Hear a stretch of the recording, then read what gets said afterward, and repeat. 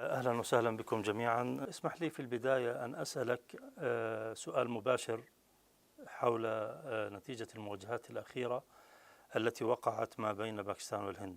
بكل صراحة ووضوح، من هو المنتصر؟ We always say the battle is ours, the victory belongs to Allah. الحمد لله. So I think it's a question that the international community and the world at large and the neutral observers, they are best suited to answer. It's a question that can be answered if you go to the streets of Pakistan, in the cities of Pakistan, and the answer lies on the face of the people of Pakistan, the joy, the celebration that they are going through. So the answer is very obvious. Why? Because it is not only in the military domain, it is not only in the air and land battles. This conflict, Maka-e-Haq, Pakistan has undo the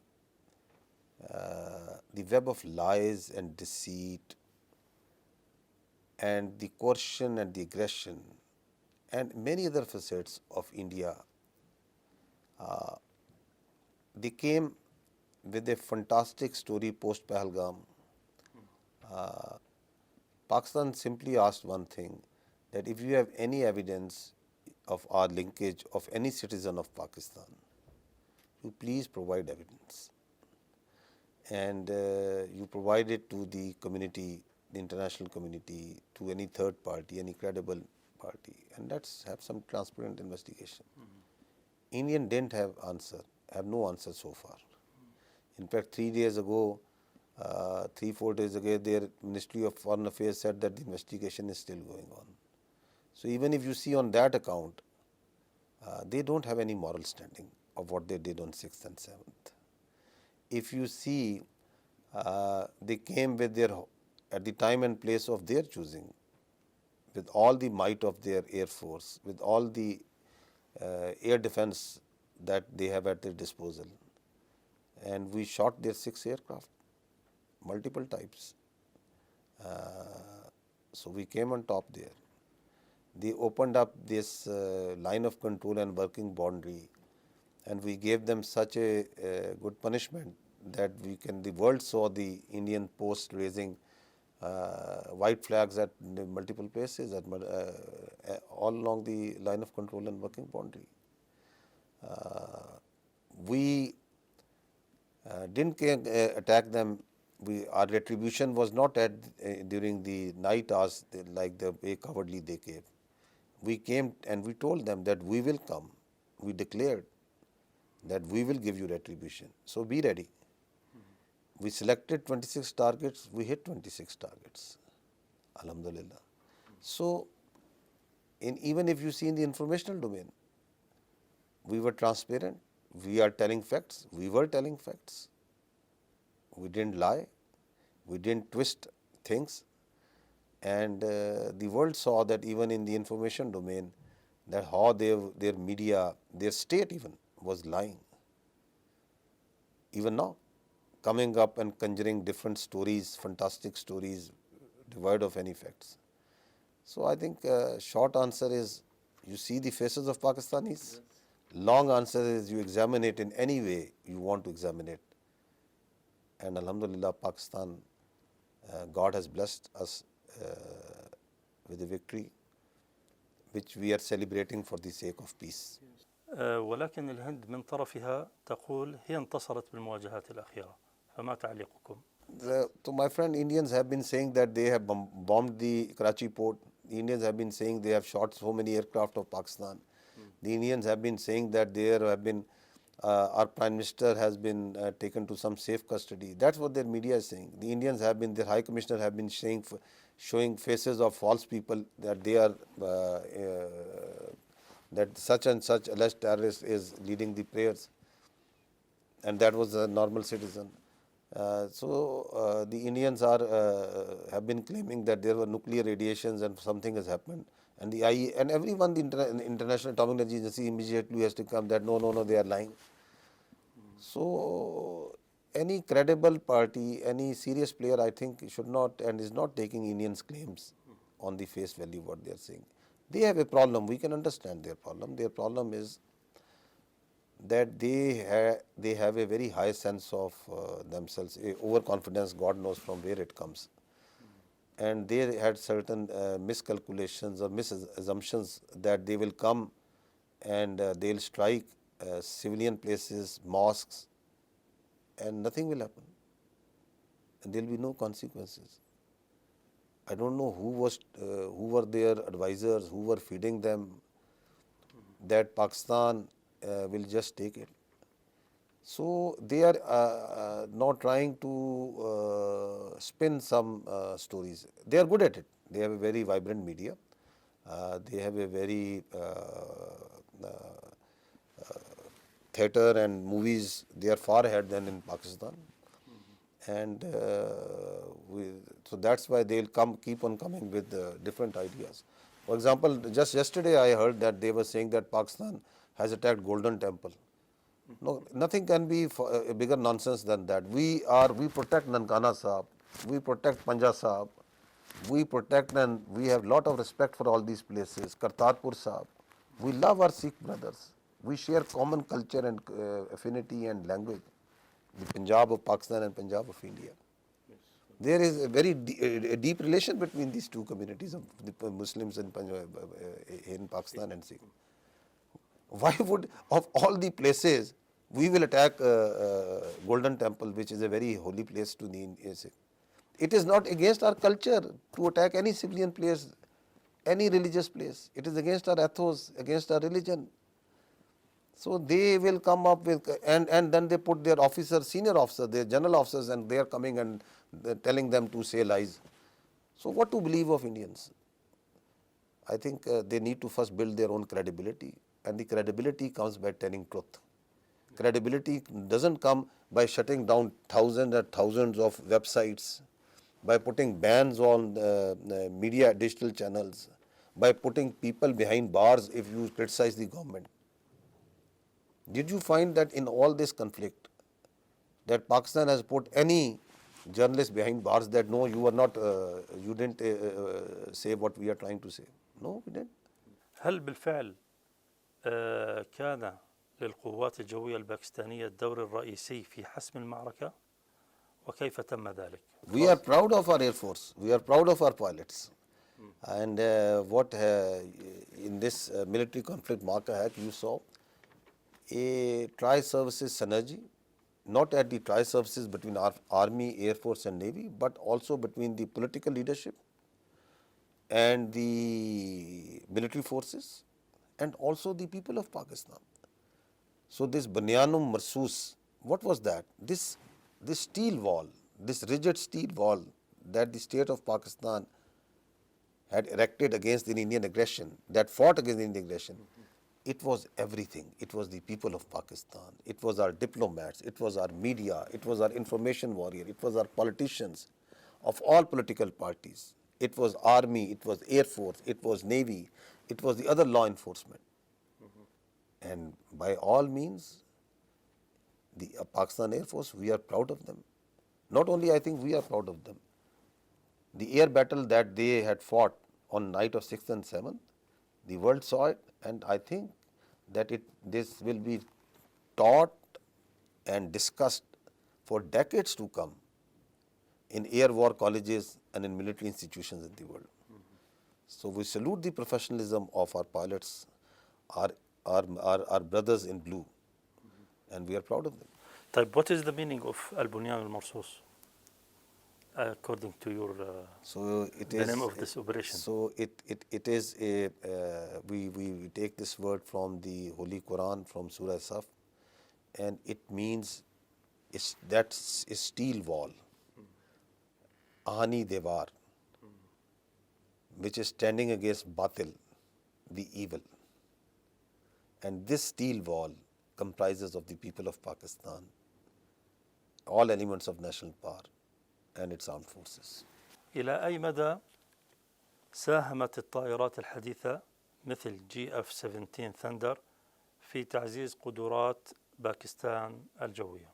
في هذه المواجهات؟ So Pakistan Air Force, Pakistan Army, Pakistan Navy, all the military, all the three components of its armed forces, we very carefully evaluate the induction of equipment, whether it's GF-17, J-10Cs, whether it's the main battle tanks, the artillery guns, and whatever we use, it's the weapons, it's the submarines, because we don't have the luxury like Indians of lot of money at our disposal.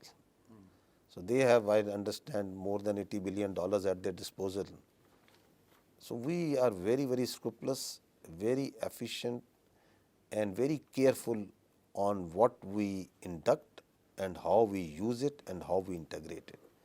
And GF-17 Thunder, J-10Cs, you saw on ground the Fateh 1 and Fateh 2 missiles.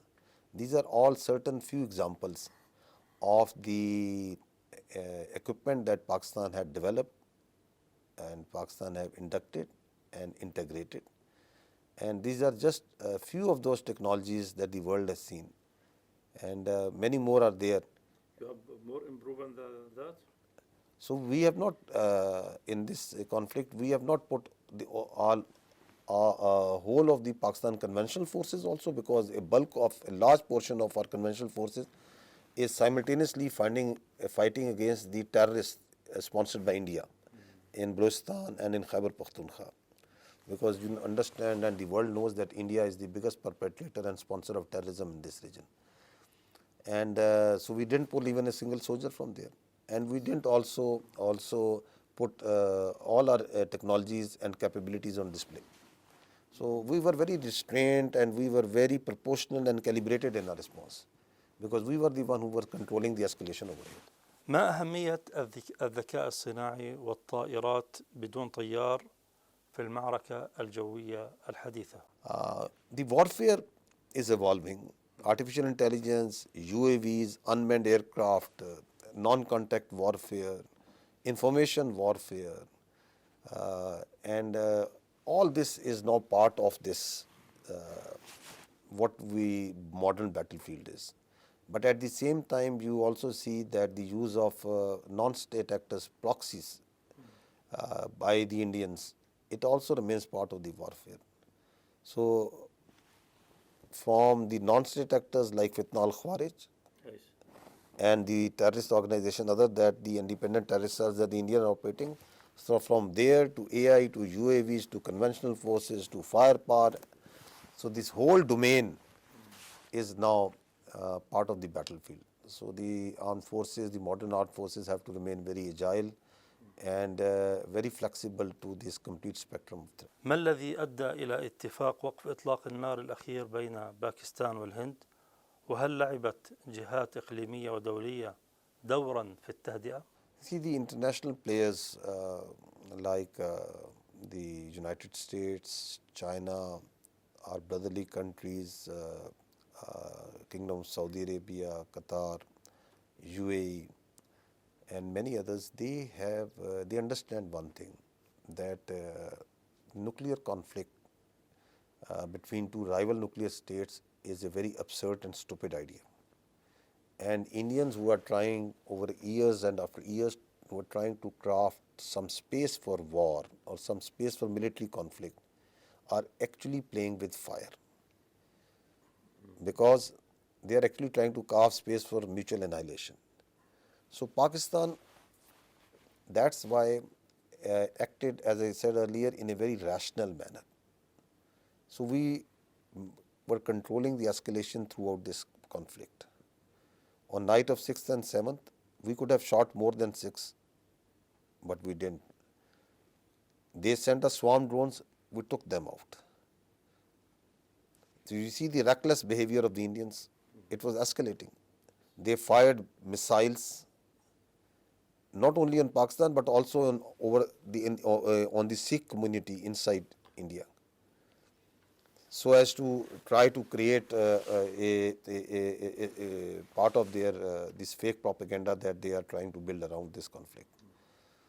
And they fired at our bases on the night of 9th and 10th air bases. While they were firing that, they were trying to deter us. But they didn't know that the people of Pakistan and these armed forces cannot be deterred. against, and we will never bow down to coercion and Indian hegemony and aggression. So we, on the morning of 10th, in Operation Banyano Masroos, we gave a very measured, calibrated, but very just retribution, which forced the Indians, and immediately their defense spokesperson came and asked for de-escalation, and we said, why not? So the world was watching this rational behavior of Pakistan vis-a-vis the reckless aggression that the Indians are taking.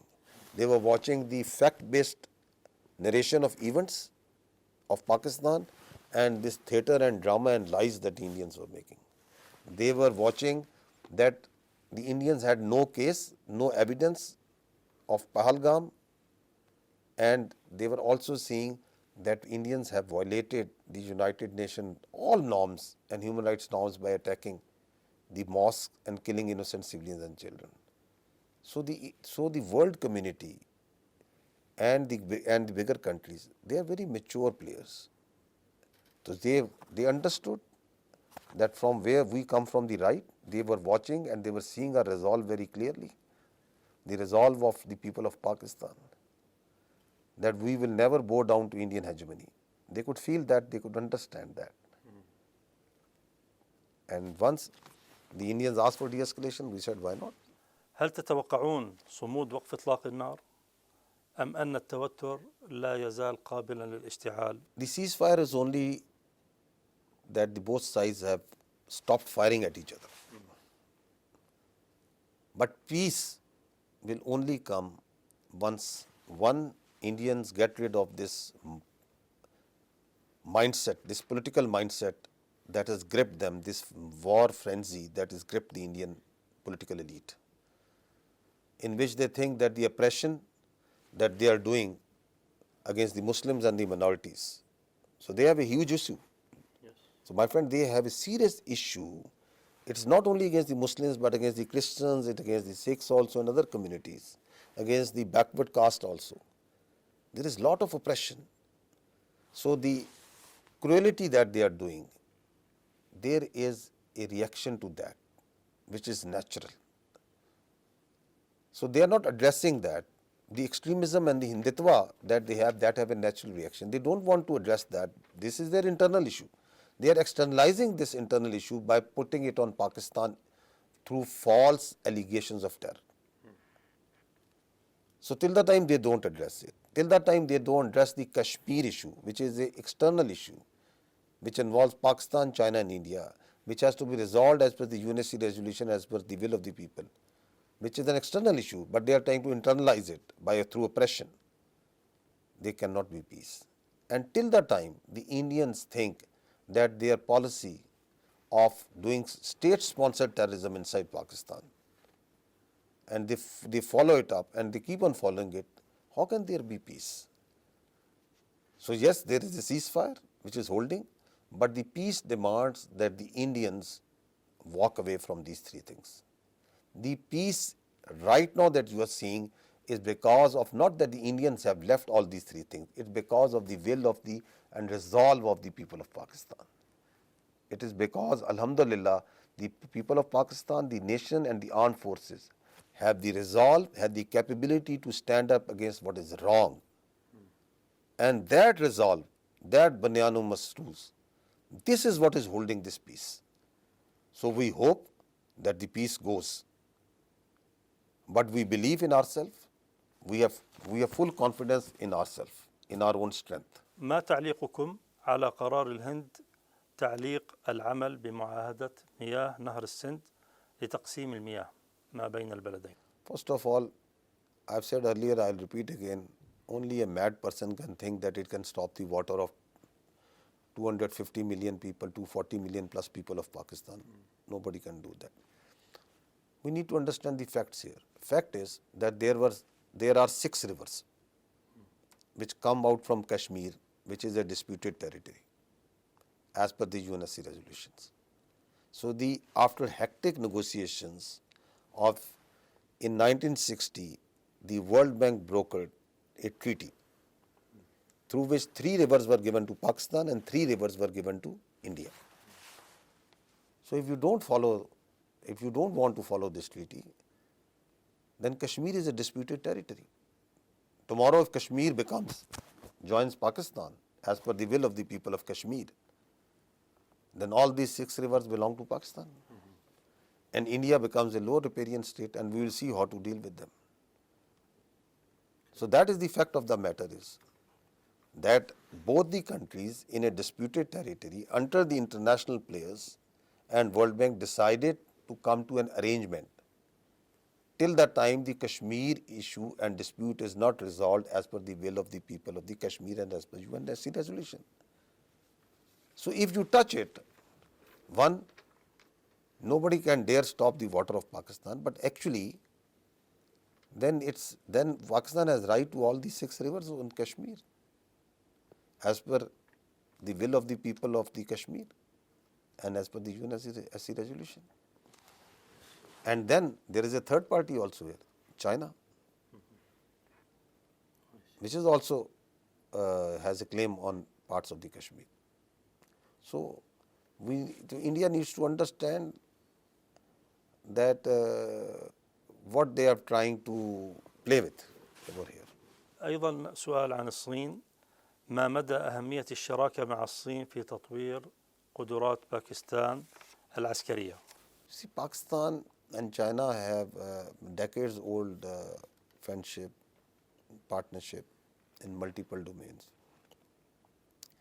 And China also being a neighbor to India and of this neighborhood, a part of this neighborhood, understands very well the nature of the political hegemony and the extremist elements that had started taking roots amongst the Indian society, which are very dangerous.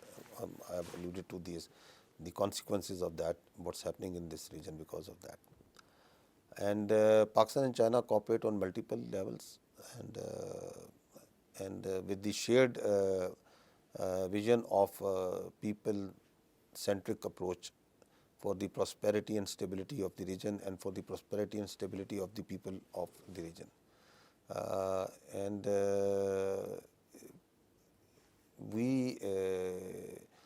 I think the Pakistanis and Chinese and all the other responsible players in the world, they are all strive for peace, because human beings, humanity have very serious challenges of poverty, of climate change, of growing population, and a developing country like Pakistan has even many other serious challenges. So for that, to address these challenges and for a people-centric, a human-centric approach, a policy adopt like India doesn't work, where you want to resolve the problem through bullet and you want to resolve the problem through aggression. So so Pakistan, through its partners like China and other countries, wants to go for solutions which are helpful to the people of Pakistan for its development. That's where we look. كثر الحديث خلال المواجهات عن دور لإسرائيل في دعم الهند، فما تعليقكم على ذلك؟ I would say that the way Pakistan has fought its war on its own, if the Indians have any self-respect, they should also fight their war on their own.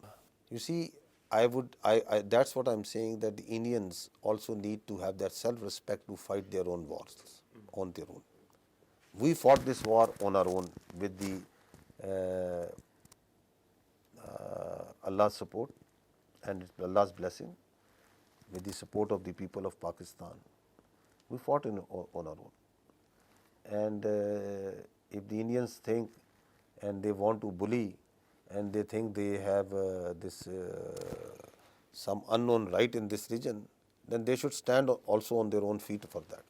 نظرة الشعب الباكستاني إلى الجيش كانت واضحة من خلال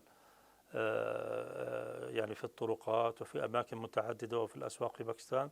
الكل فرح بالانتصار الأخير وأنهم فخورين بهذا الجيش. هل كانت هذه العلاقة قائمة حتى قبل الأحداث الأخيرة؟ هناك احترام وتقدير وحب للجيش عند الشعب الباكستاني؟ That's for the people of Pakistan to tell. You look at their faces. You go in the bazaars. You go to our universities and colleges. And it is not because only of this event. It is because the people, these armed forces, Pakistan Army, Air Force and Navy, they come from the people. It comes from the middle classes, the lower middle classes and the poor classes of Pakistan. It doesn't come from the elite. It comes from all over Pakistan, from Karachi to Gwadar to Khunjarab to Gilgit. It comes from the villages and the cities and the towns, from all languages, from all ethnicities. So there is a deep-rooted love between the people of Pakistan and its armed forces, time-tested. And it is our unique honor, singular honor of those who wear this uniform to die, to fight and die for its homeland and for its people. أخيرا أريد منك تعليقا خارج موضوع هذه المقابلة، وهو ما يحدث حاليا في غزة. ماذا تسمونه وكيف تعلقون عليه وما رأيكم به؟ I would say that what's happening in Gaza is genocide. It is unacceptable. It is something that is a black spot on the consciousness of the humanity. And it tells us that as Pakistanis, it gives, and as military person, it tells us that you need to have your own strength. You need to stand and stare on those who bully you, and those who think who can come and who can put your children, put your citizens into such sort of cruelty. So that is why once the Indians, this aggression, this blatant naked aggression they did, so we stood up and we stand today and we say, you do it again, our retribution will be even swift and even more brutal. So that was Gaza tells. Nations need to protect. Nation needs to develop strength. Because unfortunately, there are mindsets in this world. There are certain political mindsets in this world who can conceive, who can execute the sort of genocide that's happening in Gaza. Who can do what's happening, the oppression that is being done to the people of Kashmir, the Muslims in Kashmir. What the minorities in India are being subjected to. Where there is a conception that because of your religion, because of your DNA and genetics, somebody is inferior and superior. This is not the way the humanity has been taught. This is not the way the Pakistanis and the Muslims look towards the world ethics and the way of life. So if this sort of cruelty happens, then you need to strengthen, you need to stand. And that's what Pakistanis strive on daily basis. نشكر الجنرال شودي على هذه المقابلة وعلى هذا الوقت الذي منحه لنا، وبارك الله فيك. شكرا. Thank you very much.